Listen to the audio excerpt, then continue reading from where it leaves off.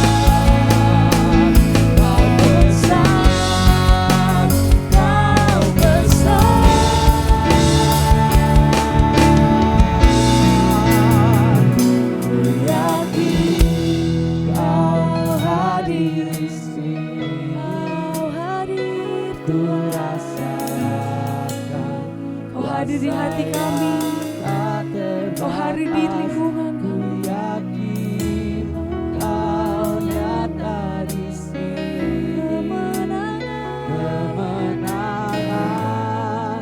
terjadi di sini. Ku yakin Kau hadir di sini. Ku rasakan kuasa yang tak terbatas. Ku yakin Kau nyata di sini. Kemenangan terjadi di sini. Ku yakin Kau hadir di sini. Ku rasakan kuasa yang tak terbatas.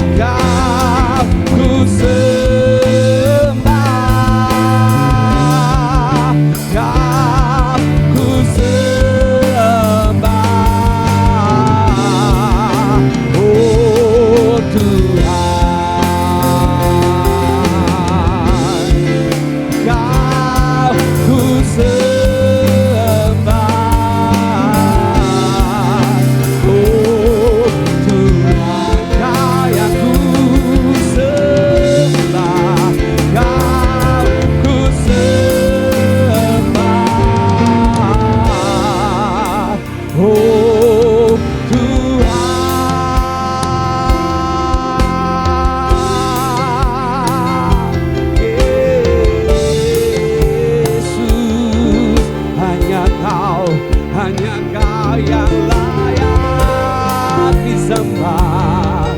Tiada yang seperti Kau Yesus, hanya Kau Tuhan. Oh, Kau ku sembah selamanya. Kami datang menyembah-Mu, sebab hanya Engkau Allah yang hidup, Allah yang setia.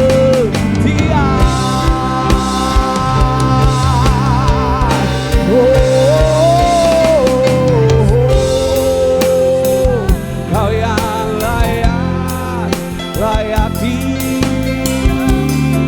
disembah selamanya. Kami rindu hadir-Mu, oh Tuhan, Kau yang kami rindu selamanya. Yesus,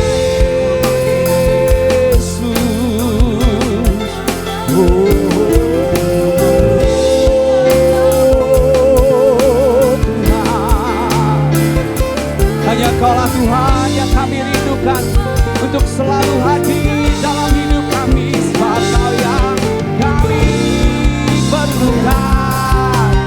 Tiada yang lain, tiada yang seperti-Mu.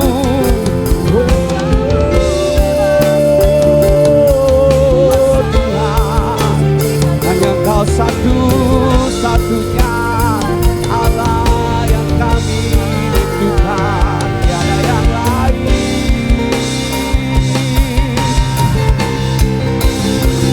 Satu yang ku rindu, bersekutu dengan-Mu, bawaku lebih lagi tinggal di dalam-Mu, nikmati hadirat-Mu, jamalah seluruh hidupku.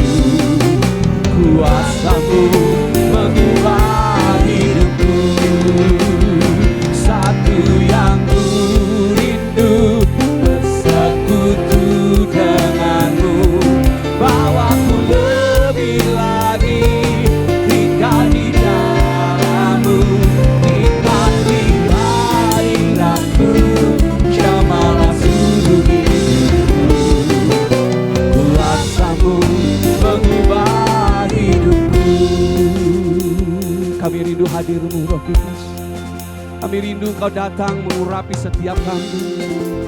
Kami perlu untuk selalu dituntun. Kami perlu untuk hadir-Mu memenuhi setiap kami. Mari sama-sama kita naikkan pujian ini dari awal. Datang Roh Kudus, Kau ku rindu, dengan minyak yang baru urapiku, mengalir penuhiku, mengalir pulihkanku. Kuasa-Mu bebaskan hidupku. Datang Roh Kudus, Kau ku rindu, dengan minyak yang baru urapiku, mengalir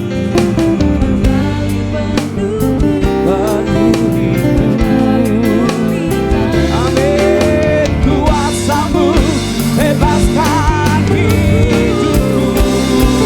Satu yang ku rindu, bersekutu dengan-Mu,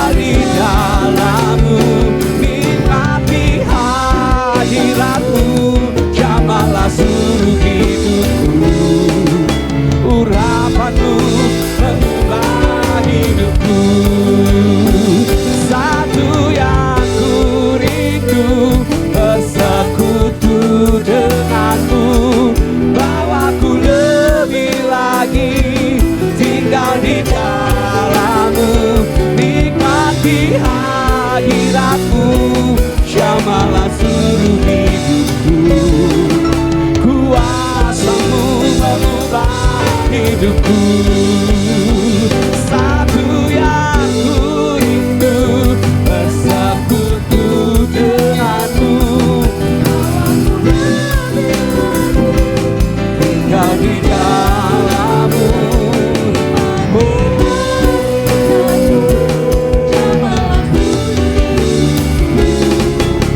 Kuasa-Mu mengubah hidupku.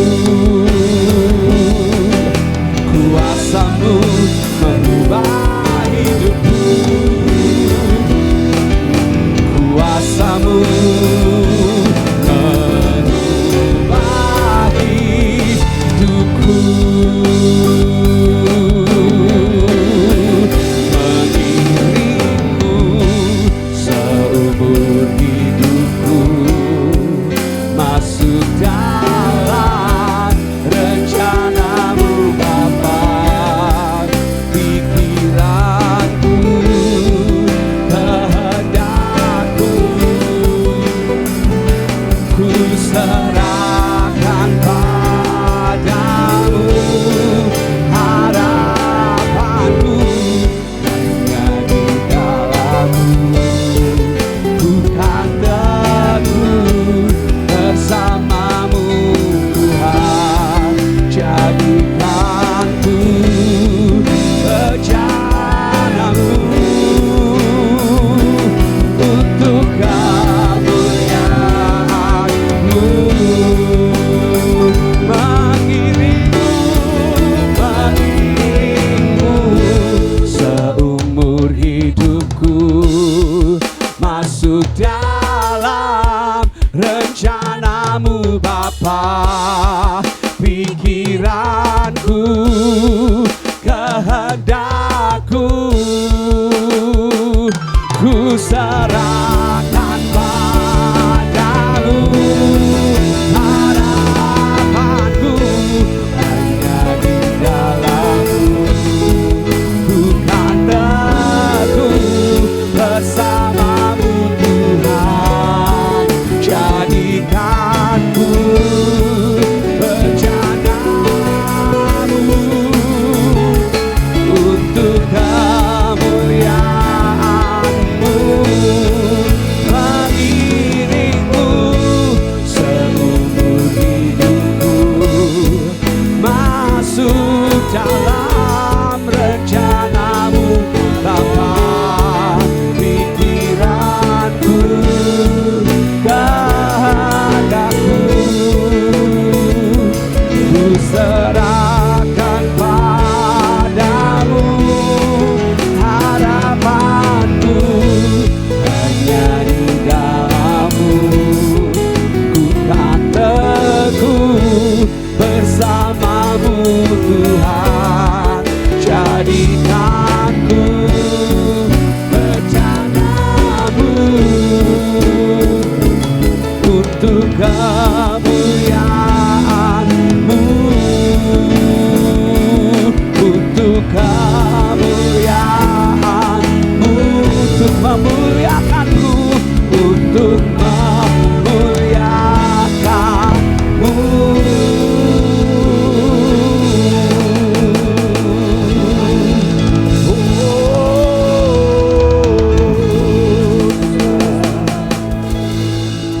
Terima kasih Tuhan, terima kasih Tuhan. Tuhan melawat setiap kami, Tuhan menuntun kami. Hari ini sebelum kami melakukan segala aktivitas kami di sepanjang hari ini, kami mau bawa doa kami di hadapan Tuhan. Haleluya, haleluya, haleluya. Kembali kami naikkan syukur Tuhan di hadapan-Mu pagi yang indah ini Tuhan. Terima kasih untuk kebaikan Tuhan. Kami bisa memuji, membesarkan nama-Mu pagi hari ini.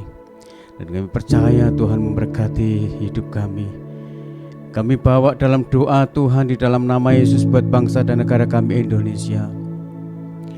Tuhan, Engkau yang mengaruniakan bangsa kami kesejahteraan, keamanan. Tuhan yang memberkati bangsa ini Tuhan, bangsa Indonesia dengan kerukunan.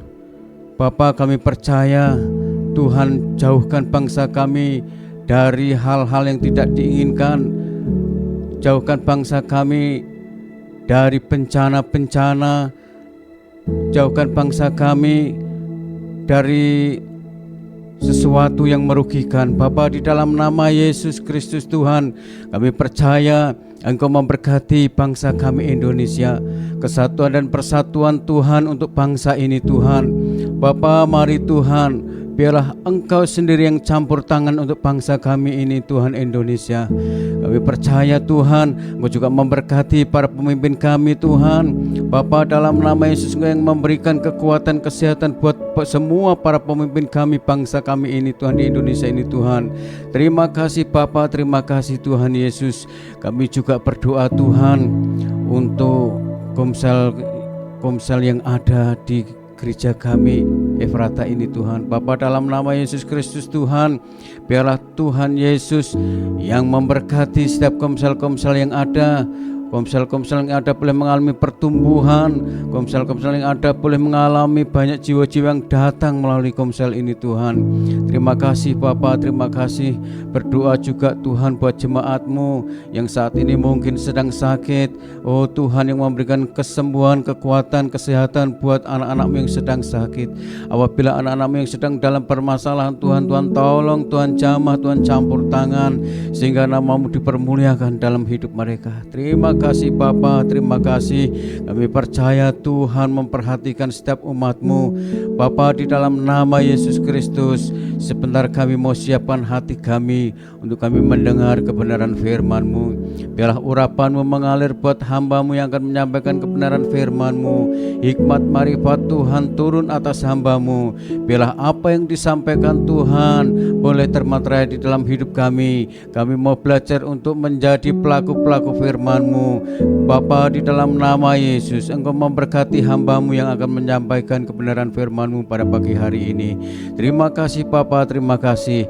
Kami mau siapkan hati kami. Hanya di dalam nama Yesus Kristus kami mengucap syukur dan berdoa. Haleluya. Amin. Amin. Shalom Bapak Ibu Saudara, puji Tuhan, pagi hari ini kita boleh sama-sama menyembah Tuhan. Terima kasih Bapak Gembala untuk kesempatannya melayani pada pagi hari ini. Bapak Ibu, mari kita merenungkan kebenaran firman Tuhan di pagi hari ini. Dunia itu terus berubah. Nilai dunia hari ini yang beberapa saya catat gitu ya. Kebenaran dianggap relatif. Tidak ada kebenaran yang absolut lagi bagi dunia. Bapak Ibu, maksudnya bagaimana? Maksudnya adalah sebuah kebenaran, bukan lagi kebenaran yang absolut, bukan lagi kebenaran yang tegak, tetapi bisa menjadi relatif di mata sebagian orang. Contohnya, beberapa waktu yang lalu ada seorang anak dari rekan kami di Jawa Timur ditanya, gendermu apa? Dan dia berkata, aku belum menentukan genderku. Bapak Ibu, bukankah dulu kita kalau ditanya gender langsung jawab, oh saya perempuan gitu ya. Kalau yang laki-laki, oh saya laki-laki. Tapi hari-hari ini, terutama di kalangan anak muda, banyak yang berkata bahwa aku belum menentukan gender. Jadi kebenarannya tidak lagi absolut, gendernya tidak lagi absolut, tapi jadi relatif sesuai dengan apa yang akan ditentukan di dalam hidupnya. Itu satu contoh. Kemudian beberapa waktu yang lalu ada hamba Tuhan yang berkata Kristen progresif. Dia mengajarkan bagaimana Alkitab, bagaimana apa yang diajarkan oleh Alkitab tidak lagi absolut tapi berprogres, mengalami perubahan sesuai dengan perkembangan zaman. Jadi hari ini dunia tidak lagi menganggap A adalah A, tetapi A bisa jadi B, bisa jadi C, tidak lagi absolut. Kita sama-sama tahu bahwa firman Tuhan adalah sebuah kebenaran yang absolut. Tapi bagi dunia, firman Tuhan, bagi orang yang mengikuti kegerakan perubahan dunia ini, bisa jadi adalah relatif. Tidak selalu harus diikuti sesuai dengan perkembangan zaman hari ini. Popularitas lebih penting daripada karakter. Kalau kita melihat di media sosial, kalau kita pelajari, kalau kita mengamati, ada beberapa orang yang membuat konten bahkan mengabaikan karakternya. Bahkan dia membranding dirinya buruk supaya mendapat popularitas. Ada konten-konten yang begitu tidak mendidik, ada konten-konten yang membuat branding daripada orang tersebut itu sangat rendah. Tapi demi viewers, demi popularitas, dia lakukan itu. Sebagai contoh Bapak Ibu, ada satu konten orang membeli makanan dalam jumlah yang sangat besar untuk dimakan sendiri. Dia buka bajunya, dia lihatkan badannya yang six pack gitu ya, pria ya. Lalu dia makan dengan sangat rakus. Dia membranding dirinya pemakan segalanya dengan cepat dan banyak gitu ya. Itu dianggap dia sebagai ganjel. Demi apa? Demi viewer, demi popularitas. Kalau secara etika, aduh ini tidak banget Bapak Ibu. Tapi dia lakukan itu. Dia nggak peduli orang menganggap dirinya seperti apa. Demi viewers, demi popularitas. Kemudian validasi manusia lebih dicari daripada perkenanan Tuhan. Orang lebih lihat, lebih mencari tepuk tangan daripada manusia. Orang lebih butuh yang namanya pengakuan daripada manusia. Orang melayani, ya kenyataannya begitu Bapak Ibu.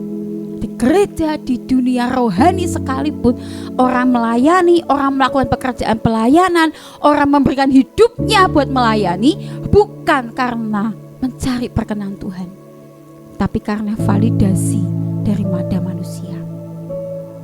Tekanan perkembangan teknologi yang begitu besar membuat orang lebih butuh teknologi, membuat orang lebih butuh segala sesuatu yang canggih daripada Tuhan. Bapak Ibu Saudara, Ibrani 13 ayat 8 berkata, Yesus Kristus tetap sama, baik kemarin maupun hari ini dan sampai selama-lamanya.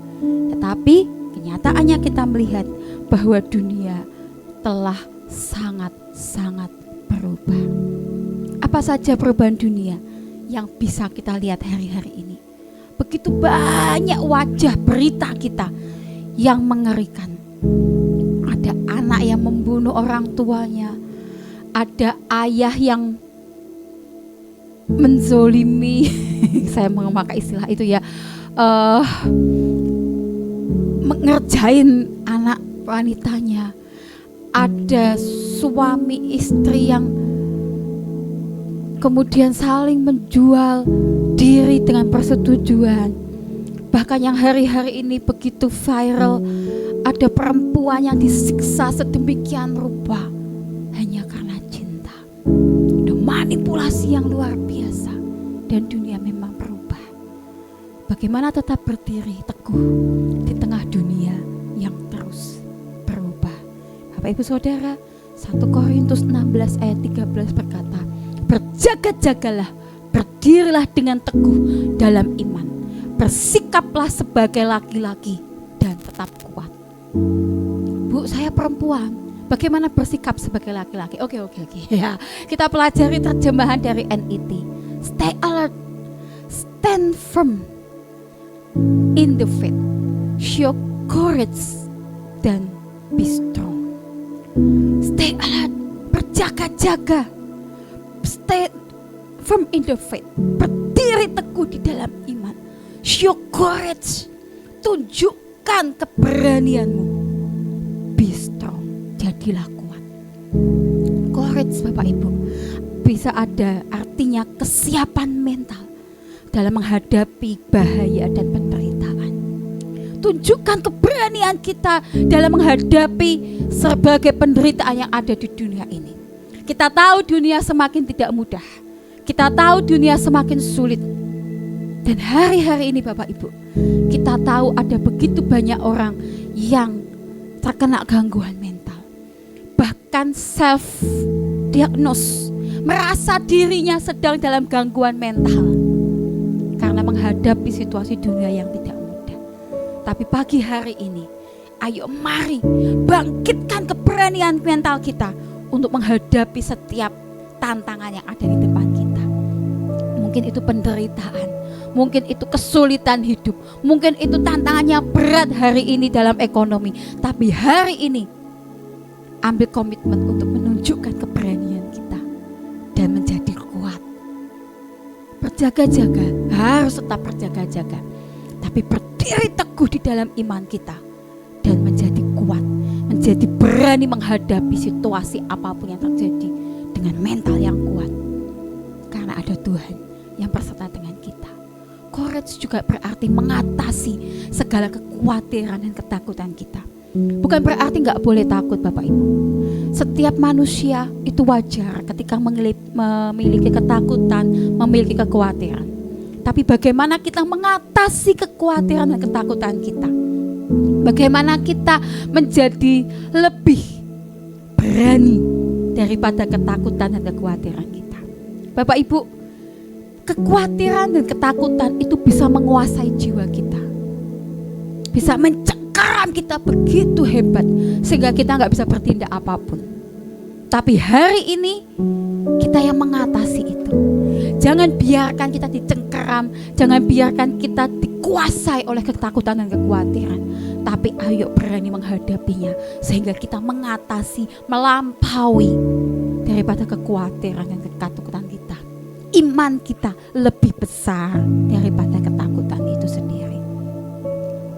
Show courage, menunjukkan keberanian juga berarti mempertahankan prinsip kebenaran yang kita miliki, yaitu firman Tuhan. Dunia boleh menawarkan apapun, dunia boleh berkata apapun, tapi hari ini mari belajar untuk berdiri teguh di dalam firman Tuhan. Yang pertama, tetap percaya sekalipun keadaan tidak sesuai yang kita harapkan. Bapak Ibu, ketika Daud diurapi menjadi raja yang pertama kali, dia tidak otomatis jadi raja. Betul ya? Dia mengalami proses yang sedemikian rupa. Dia bahkan dikejar-kejar Saul akan dibunuh. Itu sebelum dia jadi raja. Dia sudah diurapi, tapi dia belum jadi raja. Kenyataan yang dia hadapi, situasi yang dia alami, sama sekali jauh dari janji Tuhan yang dia terima. Kalau hari itu Daud memilih untuk kecewa, kalau hari itu Daud memilih untuk tidak lagi berjuang, kalau hari itu Daud memilih untuk marah, dia bisa berkata, Tuhan, gak usah bercanda-bercandaan deh sama aku. Aku pura-pura dilantik-lantik, pura-pura diurap-urapi, tapi apa nyatanya? Gitu ya. Betul Bapak Ibu? Bukankah seringkali kita ini begini? Bukankah seringkali kita ini menagih janji Tuhan? Mana Tuhan? Kayaknya aku berjanji ini.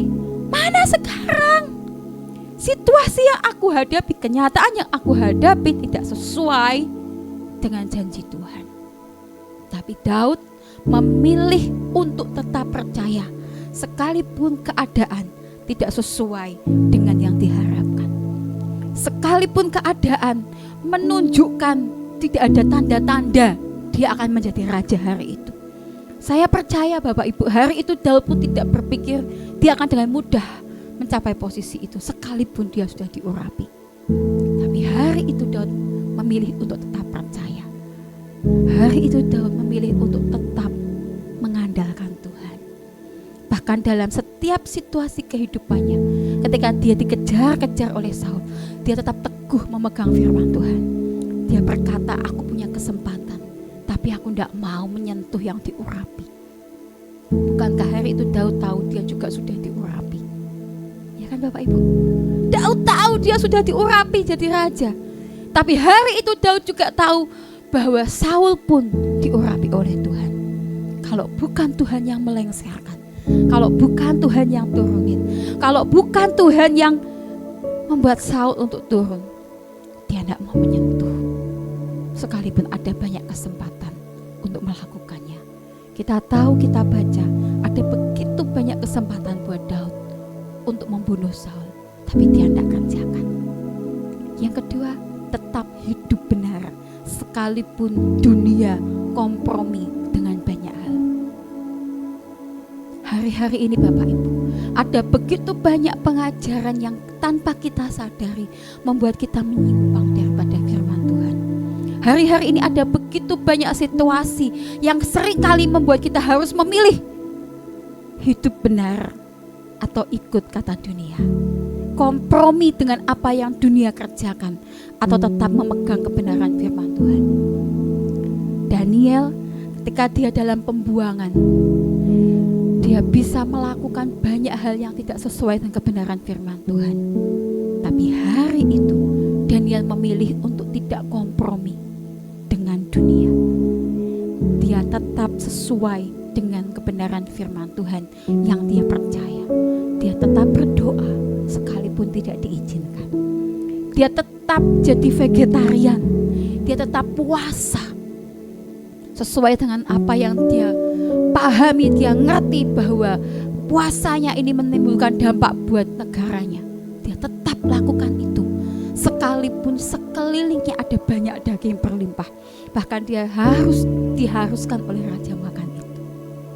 Bapak Ibu Saudara, bisakah kita tetap hidup benar dan tidak kompromi dengan dunia? Sekalipun harganya mahal, sekalipun kita mungkin kehilangan kesempatan di dalam perusahaan atau usaha kita, sekalipun mungkin kita dijauhi oleh orang, ada orang yang tidak mau mendekat dengan kita karena dianggap sok suci lah, sok kudus lah. Tapi bisakah kita tetap hidup benar sekalipun dunia kompromi dengan banyak hal? Yang ketiga Bapak Ibu, tetap mengasihi sekalipun disakiti. Ada lagu yang berkata, disakiti ku tetap baik, hianati ku baik lagi. Apakah kita bisa melakukan itu? Yusuf dan saudara-saudaranya ketika mereka berjumpa kembali Bapak Ibu, bisa loh Yusuf dendam. Bisa loh Yusuf memilih untuk tidak mengampuni saudara-saudaranya. Bisa loh Yusuf memilih untuk tidak menolong saudara-saudaranya ketika dia ada di puncak kekuasaannya. Tapi Yusuf memilih untuk tetap mengasihi. Sekalipun apa yang dilakukan oleh keluarganya pada waktu itu jahat dan pasti menyakitkan hatinya. Tapi hari itu Yusuf sadar bahwa ketika dia diangkat naik, ketika dia ada di posisi yang teratas pada waktu di Mesir, dia tahu karena Tuhan sedang mereka-rekakan perkara yang baik dalam hidupnya. Hari ini mari percaya, mari tetap teguh berdiri dalam iman. Sekalipun banyak hal menyakiti hati kita, sekalipun banyak orang melukai kita, tapi mari memilih untuk tetap mengasihi seperti Yusuf. Mari memilih untuk tetap mengampuni seperti Yusuf. Yang keempat Bapak Ibu, tetap mengikut Tuhan sekalipun tidak populer. Saya sedih kalau melihat media sosial karena ada begitu banyak orang yang memilih untuk meninggalkan Tuhan dengan berbagai alasan. Ada yang alasan pasangan, ada yang alasan pekerjaan, ada banyak alasan untuk meninggalkan Tuhan. Ada banyak alasan untuk kecewa dengan Tuhan. Tapi pagi hari ini, mari bangun iman kita. Mari teguhkan hati kita. Mari kita ambil komitmen baru untuk tetap ikut Tuhan sekalipun tidak lagi populer. Sekalipun ada banyak orang di sekitar kita berkata, sudahlah tinggalkan Tuhan. Sudahlah lepasin Tuhan. Sudahlah tidak usah pelayanan lagi. Sudahlah berhenti. Sudahlah mereka mengecewakan kamu kok. Tapi kita tidak ikut manusia Bapak Ibu. Kita ikutnya Tuhan. Tidak ada satu alasan pun yang dapat dibenarkan untuk kita meninggalkan Tuhan. Bahkan Ayub kehilangan semuanya. dia kehilangan harta bendanya, kehilangan anak-anaknya, kehilangan keluarganya, kehilangan kesehatannya, tapi dia tetap tidak punya alasan untuk meninggalkan Tuhan. Ayub tetap berdiri mengikut Tuhan. Ayub tetap memilih untuk ikut Tuhan. Sekalipun keluarganya berkata, "Sudahlah, kamu sudah dibeginiin, tinggalkan Tuhanmu." Sekalipun sahabat-sahabatnya menuding dia, tapi dia pilih untuk tetap ikut Tuhan. Hari-hari ini saya berdoa, kita semua punya keteguhan hati, tetap ikut Tuhan, sekalipun tidak populer, sekalipun ada banyak alasan dari dunia untuk meninggalkan Tuhan. Tapi pagi hari ini saya berdoa, tidak ada satupun di antara kita yang meninggalkan Tuhan hanya karena tawaran dunia. Bapak Ibu Saudara, mungkin kita berkata, aku sudah bertahun-tahun ikut Tuhan, aku sudah bertahun-tahun jadi Kristen, tidak mungkinlah aku pindah agama. Mungkin agamamu tidak berpindah, mungkin agama yang tertera di data kita, di KK, di KTP, ada ya di KTP ya, tidak berubah. Tapi hatimu mulai meninggalkan Tuhan. Hari ini, ayo bawa hati kita kembali kepada Tuhan. Ayo bawa hidup kita untuk tetap ikut Tuhan, sekalipun tidak populer. Kalau kita sudah mulai menarik diri dari pertemuan ibadah, kalau kita sudah mulai tidak berdoa, kalau kita sudah mulai jarang sembah Tuhan, ayo bangkitkan lagi roh kita, bangkitkan lagi iman kita untuk tetap mengambil keputusan ikut Tuhan sekalipun tidak populer.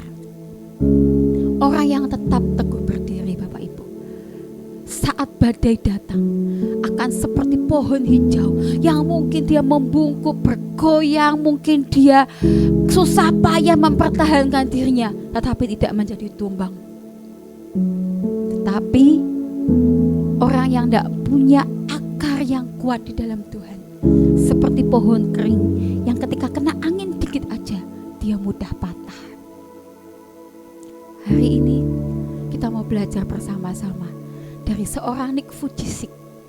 Dia lahir tanpa tangan dan kaki, hanya ada telapak kaki satu di pahanya, tanpa tangan dan kaki. Tentu saja ia mengalami bullying, ia mengalami penolakan, ia mengalami depresi yang berat. Tapi ia memilih untuk berdiri teguh di dalam Tuhan. Sampai hari ini ia melayani di banyak negara. Bapak Ibu Saudara, keadaan tidak menentukan hidup kita. Sikap hati kita terhadap keadaan itulah yang menentukan arah hidup kita. Kalau sikap hati kita benar, kalau respon kita benar di hadapan Tuhan, kalau kita berdiri tetap teguh di hadapan Tuhan, Tuhan akan pakai hidup kita. Tuhan akan pakai setiap tantangan yang sudah kita lalui menjadi kesaksian di dalam hidup kita. Amin Bapak Ibu. Orang yang berdiri teguh bukan berarti dia tidak pernah menghadapi badai.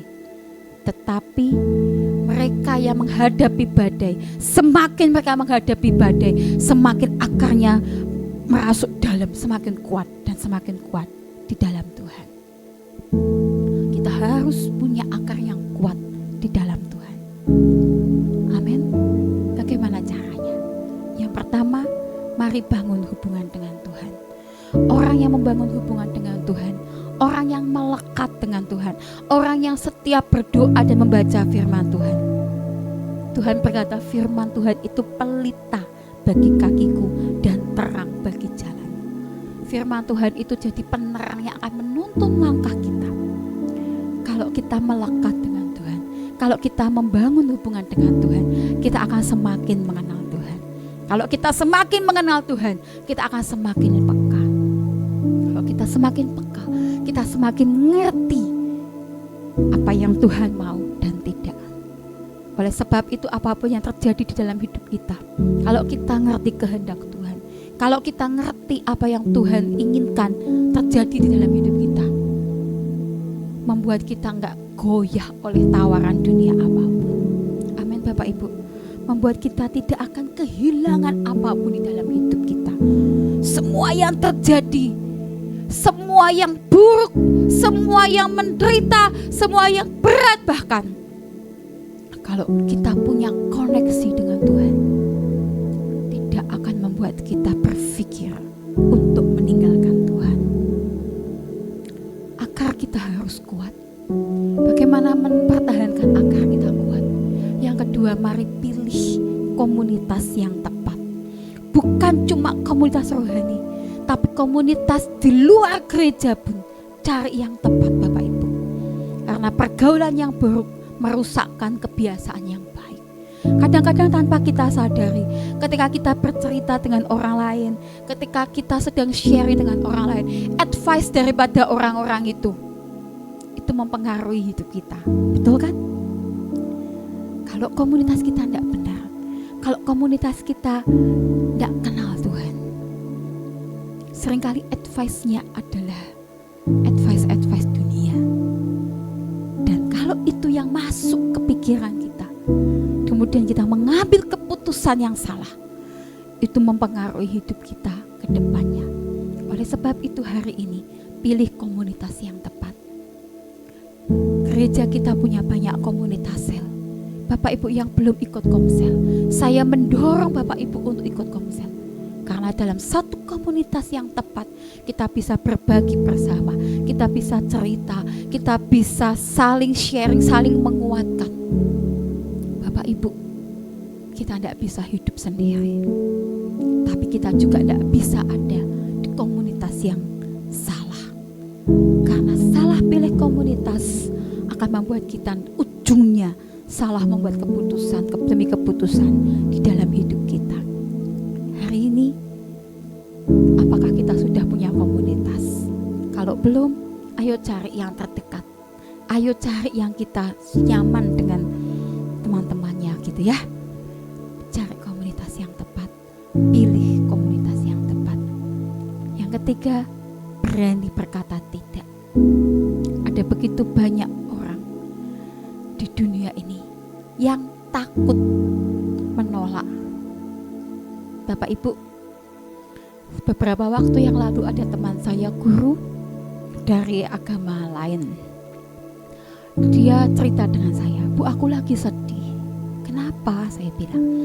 Jadi dia hari itu mempertahankan satu siswanya yang menurut guru-guru lain ini sudah troublemaker, nggak bikin PR, nggak bikin tugas, sering bolos gitu ya. Tapi kemudian ketika dia pelajari, anak ini orang tuanya berpisah.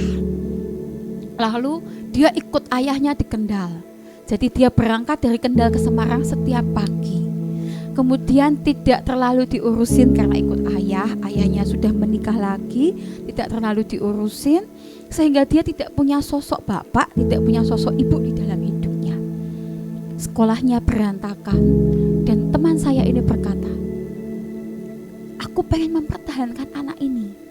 Aku minta waktu 1 bulan, karena guru yang lain sepakat untuk naik tapi keluar gitu ya Bapak Ibu. Tapi dia mempertahankan. Singkat cerita, anak ini dipertahankan oleh kepala sekolahnya, diberi waktu 1 bulan. Tapi kemudian teman-teman guru yang lain ini memusuhi teman saya. Mereka sindir lewat status di WA.